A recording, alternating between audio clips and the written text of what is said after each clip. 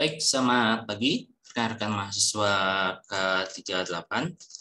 Hari ini kita akan melihat hasil pengerjaan dari eksperimen research-based learning yang pada semester ini Anda diminta untuk mendesain induktor solenoid. Jadi bikin solenoid. Nah, tujuannya adalah membuat induktor solenoid dengan induktansi minimal 1 mH ya, dan volume maksimal 10 cm3. Kemudian mengukur induktansi ya menggunakan rangkaian seri RLC dengan multimeter avometer dan hal-hal yang lain yang sekiranya Anda ingin uji gitu ya. Jadi tujuan utamanya ya hanya ini saja, membuat induktor solenoid dengan minimal 1 mH dan volume maksimal, kemudian mengukur induktansinya ya, jadi XL-nya itu. Oke. Nah, ketentuannya adalah tugas per kelompok, kemudian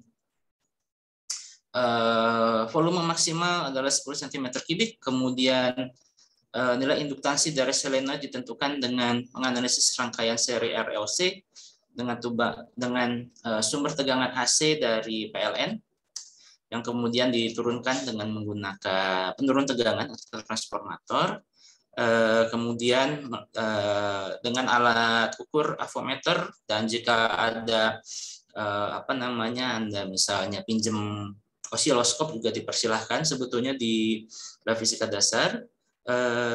Kemudian menggunakan sumber tegangan bolak-balik maksimal 12 volt, sehingga kegiatan RBL ini wajib menggunakan transformator penurun tegangan. Untuk transformator penurun tegangan, tiap kelompok diberi kebebasan untuk memilih apakah akan desain penurun tegangannya sendiri atau memesan atau membeli alat penurun tegangan yang ada dari toko elektronik. Namun demikian, pembuatan transformator ini tidak termasuk pada komponen penilaian RBL ya. Jadi lebih kepada mendesain itunya, rangkaiannya itu sendiri. Jadi kalau misalnya membuat transformator bagiannya itu saja, itu tidak masuk ke dalam komponen penilaian. Yang masuk ke komponen penilaiannya itu adalah yang desain dari rangkaian RLC. Kemudian desain solenoid rangkaian RLC yang digunakan dan metode pengukuran sebaiknya dikonsultasikan dulu ya, dengan memperhatikan prosedur dan panduan keselamatan. Panduan keselamatannya bisa dilihat di sini. Kemudian yang nanti diminta adalah berupa laporan tertulis gitu ya, dengan dengan format seperti berikut. Kemudian penilaiannya nanti akan dilihat dari laporan, metode percobaan, dan juga kontribusi anggota dan kerjasama kelompok. Nah, untuk praktikumnya sendiri karena bukan praktikumnya sih, kalau praktikumnya atau percobaannya Anda bisa ketemuan sebetulnya. Namun untuk presentasinya pada hari ini menggunakan video yang berupa video ringkasan. Nah, di situ diminta untuk memperlihatkan cara pembuatannya, kemudian ukurannya ya, terlihat ukurannya, kemudian prosedur percobaan, dan total durasi video maksimal 10 menit. Nah, kemudian nanti pengumpulan laporan dan videonya, kemudian format nama file. Oke, ini spesifikasi dan lain sebagainya. Oh ya, untuk format penilaian yang nanti akan saya lakukan adalah sebagai berikut. Yang akan saya nilai ya berdasarkan arahan yang tadi saya tunjukkan.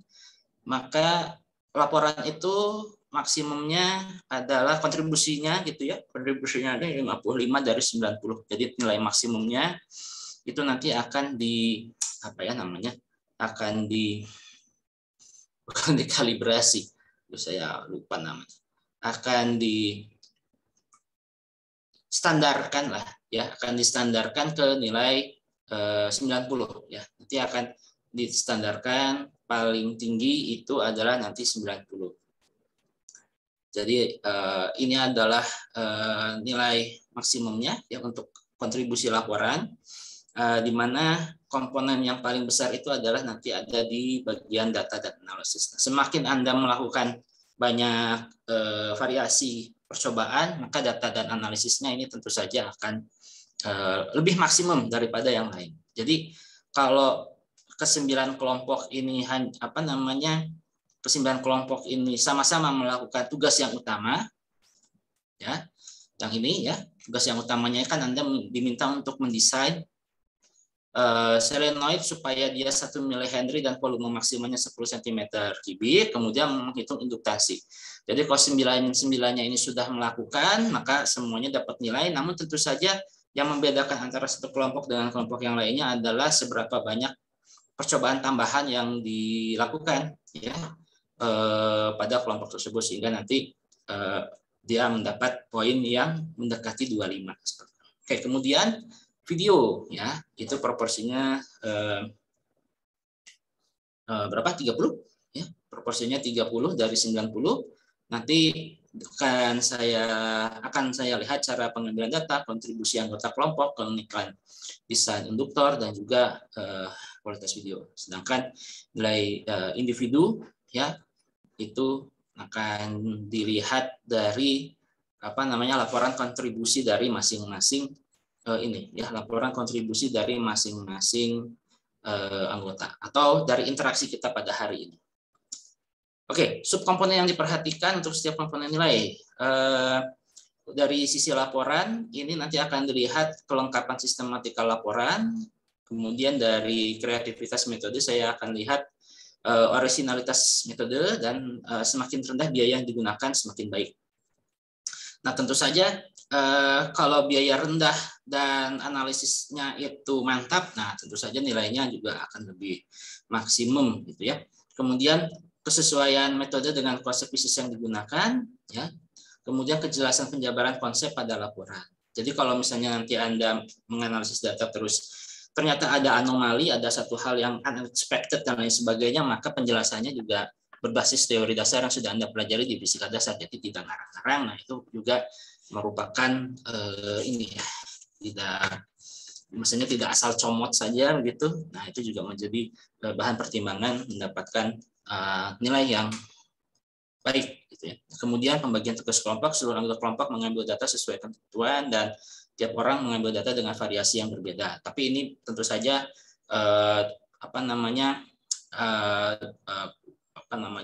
bisa diubah sebetulnya.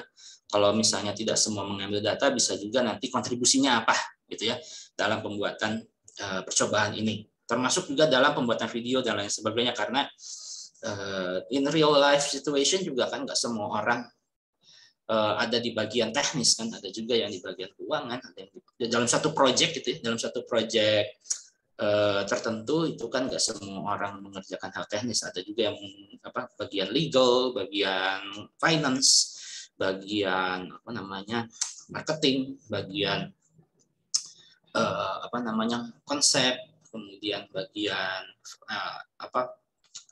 evaluator dan lain sebagainya. Jadi masing-masing punya peranan yang berbeda. Ya. Idealnya memang semua anggota kelompok bisa mengambil data, namun ya dengan situasi kondisi yang ada, ya tentu saja nanti ada diskresi ya yang dilakukan. Kemudian video, nanti cara pengambilan data, kontribusi anggota kelompok, kemudian keunikan konstruksi alat serta kualitas dari video yang digunakan. Oke. Saya lihat dulu, partisipannya cuma 43 dari 66. Pada kemana ini? Ini hari ini masih dianggap sebagai hari kuliah loh ya.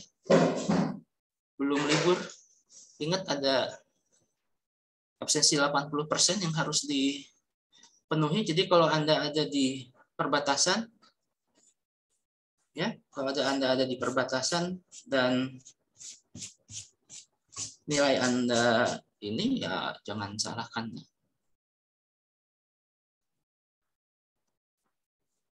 Ini pada kemana? Saya tahu sebentar lagi kita akan libur Idul Fitri, namun Untuk hari terakhir ini tolong masuklah ya, supaya bisa dilihat apa ini peranannya masing-masing. Oke, tolong diingatkan, saya tunggu sampai 8.20 ya. Baru setelah itu kita mulai lagi. Coba dipanggil anggota kelompoknya, karena di sini yang terdaftar di Zoom ini hanya 45 orang. Saya tunggu 5 menit ya.